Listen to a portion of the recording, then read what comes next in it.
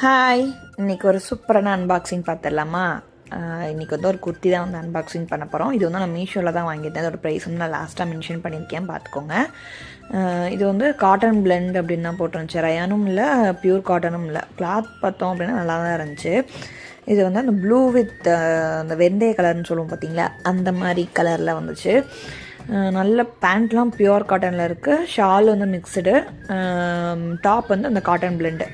Quality பார்த்தோன்னா ரொம்பவே நல்லா இருந்துச்சு. இந்த ப்ரைஸ்க்கு வந்து இது அஃபோர்டபுள் தான். ரொம்பவே நல்லா இருந்துச்சு, எனக்கு ரொம்ப பிடிச்சிருந்துச்சு.